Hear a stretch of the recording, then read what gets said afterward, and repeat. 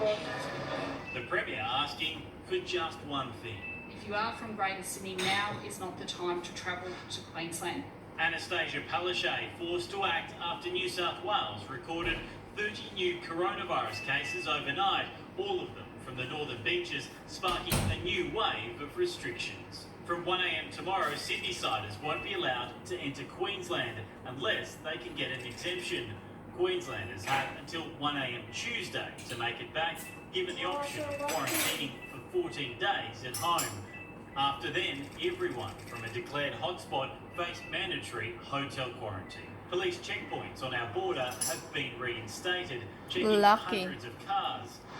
We're just so really lucky. We just been go home early today. Sydney to Brisbane for a valid border declaration pass. Yeah, that you have to put your border pass out twice and then get your temperature checked again.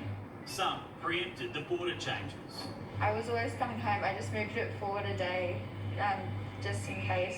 The Premier conscious it's Christmas, but unapologetic. I'm not going to allow anything to destroy our tremendous effort that every single Queenslander. There are renewed calls for anyone who visited the Glen Hotel on Wednesday between 11 a.m. and 2:30 p.m. to urgently contact Queensland Health. Contact tracers uncovering that some patrons didn't sign in at all, or their handwriting couldn't be read. That is not on.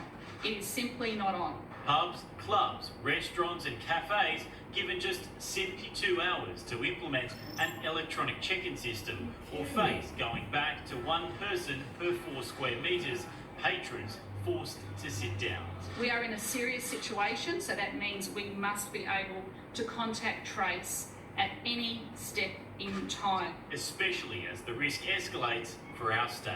There are now 15 close contacts in Queensland who have been in contact with people who have tested positive in New South Wales.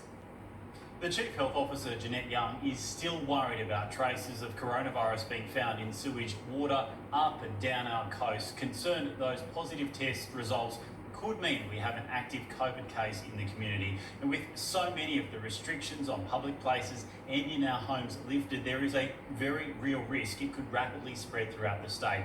The government's focus is now on containing the outbreak to New South Wales, Adam, keeping our state COVID-free until the vaccine can be rolled out next. Yeah, some concerning developments, Shannon. Thank you. Well, let's go to the border at Coolangatta now. Catherine Foran is live for us there tonight. Catherine, when are roadblocks going in? Jeez. We're so lucky. Over the next 24 hours, Adam, we'll start to see those concrete barriers rolled out along the Gold Coast Highway here and also the M1. But at 1 a.m, we will see checkpoints at both those major roads. Once again, officers will be scrutinising every single vehicle that comes through into Queensland. I'm told there will be quite a heavy police presence, not only here at these checkpoints, but other border crossings around the Gold Coast and also around our roads. We've already started to see that today. We are so really lucky. Registered vehicles to ensure they weren't from the northern beaches. We are so lucky that we're heading back home so early from Grafton, New South Wales, or else, yeah. You will need a border declaration pass. That is the G pass, and you will need that to return into Queensland, and you will need to display that on your windscreen there. But what we are being told, Adam, to expect lengthy traffic delays. Of course, whenever we see these implementations brought in, we do start traffic, but also this time of year, Christmas is only just days away. It's ramping up again, Catherine. Thank you. Straight to Natasha Kramer at Brisbane Airport now. Nat, when will the last Sydney flight land before lockout? Well, Adam, the last flight touches down in Brisbane at 9:30 tonight, and it is one of 9 that were scheduled to arrive here this evening. 2 Books have are just landed some from Sydney, cancelled, but 2 have also been cancelled in the past couple of hours. So while there is plenty of happy Sydney-siders, there's also dozens that have been left extremely disappointed. Scrambling into the Sunshine State, escaping Sydney's growing COVID cluster, hours before being shut out. I flew out last night and back this morning, so we've changed our whole Christmas plans. Airlines thrown into chaos as thousands race to ensure they'll be home for Christmas. Christmas tree has been building up and now it seems to be snatched from us just at the last minute. In a year that's already taken so much, tourism operators were just starting to see the light, but that glimmer of hope once again dimmed. We're fully booked. but just now with the COVID cluster that has happened in Sydney, we've already had a couple of the cancellations already now coming through. We were just starting to pick up, the Christmas trade was going strong, looking forward to January and moving into summer. Interstate travellers inject around $10 billion into the state during the festive season. Money we can't afford to lose. It's a body blow for an industry that struggled so much this year and has just gathered some momentum. Natasha Kramer, 9 News.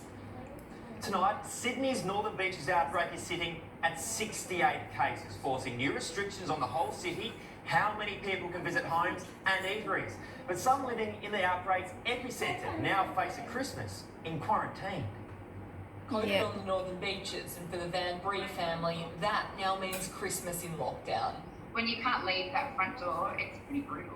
We were looking forward to a really big celebration and all being together and just having a great time, and that's just now been totally ruined. Forced into 14 days isolation after a positive case was confirmed at 9-year-old daughter Stella's school, North Narrabeen Primary. First thing we got was an email from school saying that our daughter had been in close contact or considered a close contact.